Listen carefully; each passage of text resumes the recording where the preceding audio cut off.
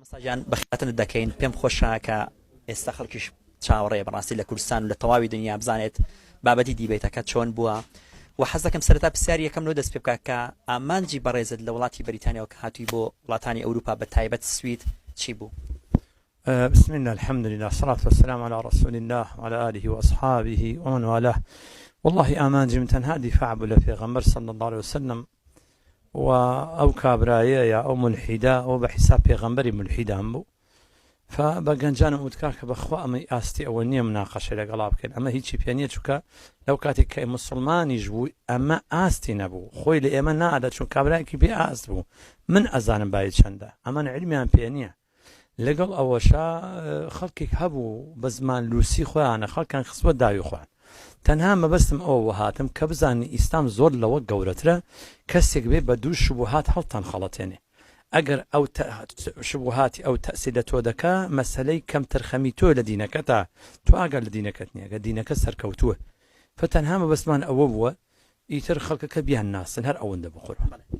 پێم خۆشە چەند پرسیارێکش لێ بکەم زۆر ئەزت نادەم بەڵام پرسیاری دووەمم زەتە خەڵک محتاجی ئەوەیە کە بزانێ ئامانجەکەی چی بووە ئەم دیبێتی ئەمڕۆ کە زەتە بینیم لە لایڤەکەی بەڕێزت لە لایڤی بەڕێزت کوڕی پاک زەتە لە 40,000 کەس بینیری بووە و خەڵکەش بینیوێتی ئامانجی دیبێتەکە چی بووە ئەمڕۆ وڵێ ئامانجی قل جاء الحق وزهق الباطل کە حەق دێ باطل هەڵدێ ئەو کە لە تیکتۆکێکە دائەنیشێتەوە دەی جواب دێتەوە میتەکەوە هێنێتە خوارەوە کۆنتڕۆل دەستە خۆیەتی ئەمە لە ئەنتەرنێتێکە کۆنتڕۆل دەستە خۆیەتی ئەمە کە ڕوبەڕوو پیای ئەو مەیدانە نین گوێت لێ برا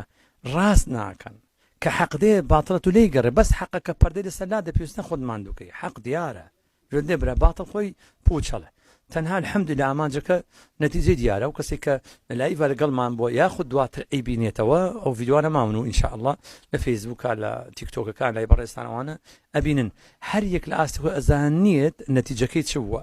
ئەزانن باتڵ چەندە سووکە کەفی سەر دەریایە فوی لێ بکە و لا ئەچێ نتیجەکی خراپ نەبووە الحەمدولillah. پرسیاری سێم لەو دەست پێ دەکەم ئەم دیبێتانە بەردەوام دەبن یان یەکەم جار بوو کۆتایی پێهاتەوە نانە بەردەوام نابن قوربان گیان ئەمانەی ئاستیان نییە ئەمە پیاوی ئەو مەیدانە نین ئەمانە کەسانێک نین کە لە ئاستی مەلاحیدەی عالەمی بن ئەمانە تەنها تەمەڕودیان کردو لە سەرذاتی خۆیانە لەوەی کە مەسەن کابراایەکی دیسەی بڵێ ئەندیکاپی پێیان لە سویدیا خۆ بڵێن سەقەتە ئیتر خوا بۆ منی سەقەت کردووە یان ئەبینی وەختێک مەثەن فکرێکی هەبوو فکرێکی دینی تونڕەوی هەبووە کە لە دینە نەبووە غلو ئیتر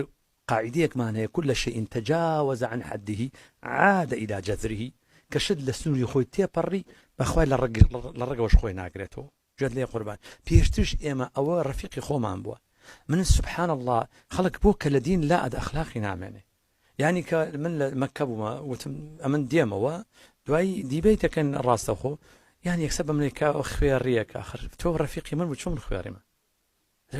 هەموو خەڵک بڵێ ئەو کاسێکی خوێڕی نابێت وا بڵێ چکە تۆ لە نزیکم نەناسی من لەو سویدە 13 ساڵ ئەلێرە بوومە بۆچی ئەخلاق لە دەستەدە نەو کاتێک کە لە دین دیانە دەرێ لە من حاڵی بووی ئیتر الحەمدولillah ڕەش و سپیەکە لێرە بە دەرکەوت الحەمدولillah. وەکو مامۆستای کوڕی پاک دەبینن کە ئەمان بەردەوام دەبن لە کاری خوان ئێوە مامۆستایان مەلایان بەرنامەکان چی دێ بۆ ئەو گەنجانە زۆر جا دەبینی کە لایڤەکاندا 2000 کەس سەیران دەکات قسەی ئێوە پەیامی ئێوە بەرنامە ئێوە چییە بۆ ئەو گەنجان لەداتدا الحەمدولillah من حقت المەجالم نەبووە بەڵام چونکە عقيدة أهل السنة والجماعة مشرع أكر رياض الصالحين مشرع أكر وهروها تربية وفقه وفقيه مهنا زول ما عنده مرام نقل أويا ما تبول يعني كان رياض الصالحين ليه بقرين شوانا همش ساعد هشتي الشوكات لندن إما لايف ما نبيت هاتش الشبهيك هاتها فالمقابل ميدان كراوي قربان جار بس احترامي جورك بقرا إما أدب وأخلاق لدينا بيغمبر فمن الزكترين كس لا من رجل قامت عليه الصلاة والسلام أحاسنكم أخلاقه أي أخلاقي جوانا أخلاقش أوي تو كسي برامبر مشاعري بريندار ماكا تيجي جوركي إما حتى شبهات هي لسر أو دينا من خصمتين لما حالبي بلام ريزي جورك بقرا كسي خانداني تيا كسي مامۆستای تيا كسي دكتوري تيا كسي واي تيا من بقتابي أو ناشيم جواد بتمن أنواع إنسان جزء رياز بقري إما لخصمتين جواد لي قربان جا هموش شوية 2 ساعات بردوامي أبد بلام تأكيد يكتان أدم براينا أم إنسان زور بوجدان زور بضميرا أما أنا تيك توك كان نس حسابي أوي مسلمانانا مسلمانی بێنە بەرچاوی خۆت من ئەو شەو 70 گەڵام بۆ هاتووە 70 گەڵان لە تیکتۆک قازانجم بۆ هاتووە پارە من قڕم شێلاوە هەمووتان شاید بن ئەو پارە ئەچێتە ناو چارەتی و ناو خێرخوازی بۆ چارەتەکەی کوڕی پاک چارەتی ئەسۆسییشن بەکاردێت هەمووش تەسویرەکەن کە پارەکە چۆتە سەر چارەتی یاخودنا یعنی معقول نییە من بۆ ماڵی دنیا لەسەر بریندارکردنی مەشاعری خەڵقا پارەم دەستکەوێ ئەوە نامەردایەتیە ئەمانە معنی ئەوەنی ئینسانێتیانەوێ و ئازادی و ئەو ترخێنەوە بەرپێنەی قسەی بریقەدارە بۆ خەڵەتانی خەڵکێکی بێ ئاگا ئەمە هەموو دەرئەنجامی ئەو باسەیە کاوان ئەیکەن جا بۆی هیوادارم عاقڵ بن عاقڵ خۆتان شارەزاکەن لەو دینە واللهی غیری ئەو دینە هەمووی باتڵ خوا هیدایەتمان بدە کۆتا پرسیارم لەوە دەست پێ دەکات حتما کە دەبینی ڕۆژانە کۆمەڵە گەنجش بە دەرواندا دەنیشێ زۆر جار لەناو خۆشماندا خەڵکەیە کە گومانی بۆ دروست دەبێ قسەی تۆ پەیامی تۆ بۆ ئەو گەنجانە چییە کە دادەنیشن بدەرەوە قسانەوە لانە زۆر جار شتێکیان پرسیارە شتێکیان بۆ دروست بێت والله دانیشتن لەگەڵ ئەوانە ئێمە مسلمانیش پابندە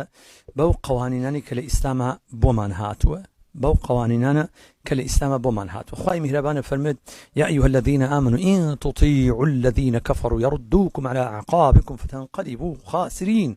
إيمان دارينا أجر بجي أو كافرانة بكان هلطان دجرنا ودواء الزرر دكان أخوة من بدا فهمت دواء شيء فرمت وكيف تكفرون وأنتم تتلى عليكم آيات الله وفيكم رسوله جاي السير لودا تو قرآن السنة بيغمبر تبي شارع زبيتو شون هل دخلتي كواتا من كتأثير الشبهات أوانم لي ذكريه كم ترخمي خوما قم القرآن ودين كم نيا جنجة كانش غالبا كدسنا أبي همو أو جورا جنجة فاتحي تواونيا هیچی نزانی و هیچ پەروەردە نەکراوە لە چوارچێوەی تێگەیشتن لە فەهمی قورئان هەروتیان نوێش کە مسلمان و خەڵاس خواچێ وست کافر بووی ئیتر کابرا شتێکی مەجهولی پەرستووە نەیزانیوە دین چییە جا بۆیە دەڵێم خوا لە قورئان ئاگادارمان ئەکات و فەرمووی ولقد نزلنا عليكم في الكتاب أن إذا سمعتم آيات الله يكفر بها ويستهزأ بها فلا تقعدوا معهم حتى يخوضوا في حديث غيره خوا فەرمێ لە قورئان ئاگادارمان ئەکاتەوە کە ئەوان دەستیان بە گاڵتەکردن بەخوا و پێغەمبەر و دروشمەکانی ئیسلام کرد لەگەڵیان دامەنیشن إنكم إذا مثلهم ئەگەر لەگەڵیان دانیشتن ئێوە وەکو ئەوان حیسابن ئێوە کافرە یان تۆ پێی کافرە بێ دواتر چێ فەرمێگە کافرش نەبی إن الله جامع المنافقين والكافرين في جهنم جميعا خوا كافر ومنافق لجهنم كودا كاتو أو كافر ديار منافق كامل كمسلمان بواسطة دانش لقران بمنافق أزاني منافق عذاب خراب ترى لا كافر إن المنافقين في الدرك الأسفل من النار لخواري هر خواري جهنم حود درجه لها 7 أبواب خواي مهربانة فرميه هر بابك لوانا له قسم جزء مقسوم هريك لوانا خلق كتابتي تياتشي كان اتشي خواري عذابي بشدة رونها خوش ترى خوافر منافق كما هر خواري جاء قال لخود برا بلايك هاتوا خواتي استكبوين هاردوينا ما كان حب استطلاع واتان لناك نيفيكن انسانك نيفيكنا خوت مخنا او اقرا امانه يتشابن اما بيغمبر كان بو خوتان حموتان ليربون هيشي بيبو هروات زاني من اصلي صار دكتم جواب ما ديقون ها تحداكم جواب او لايف كان تماشا كان اما بيغمبر كان اما توبا كيامبو يشتا ايما من خوم اماده كر بوشتي ترى باسي بيغمبر والعياذ بالله كبيغمبر والعياذ بالله بيشرف به يعني القران السكاتي وجنيه وهي خوم بو انا اماده كربو بلام اما حتى يسنهاتنا او مسائلنا لبدايه حوارك وتي باسي اخلاقي بيغمبر كاين بس باش اخلاقي بيغمبرش نكره هەرویستی قەتل و کوشتن و ئیرهاب و تیرۆر داتە پاش پێغەمبەر پاڵ پێغەمبەرێک کە دینێکی هێنا عەرەبێکی نەخوێندەواری لەو جەهالەتە هێنا دەرێ پەیامێکی دانا بە 23 ساڵ ئەوە ساڵی 2024 زیاتر نزیک لە 1500 ساڵە لە مەشرق و مەغریبی دنیا خەڵک لەسەر ئەو پەیامی پێغەمبەرە ئەڕوە و مسلمانە بێ عەلەیهی سەڵات وەسەلام تۆ هاتووی بە فوویەکەوەم بۆ بکوژێنیتەوە فبووە داواکارم لەو گەنجانە خۆتان نەخەنە داوی ئەوانە ماڵ وێرانە بن خوا هیدایەتی من و تۆش بدا خوا خیر تۆش بنووسێ خوانە ڕازی چاو ماچ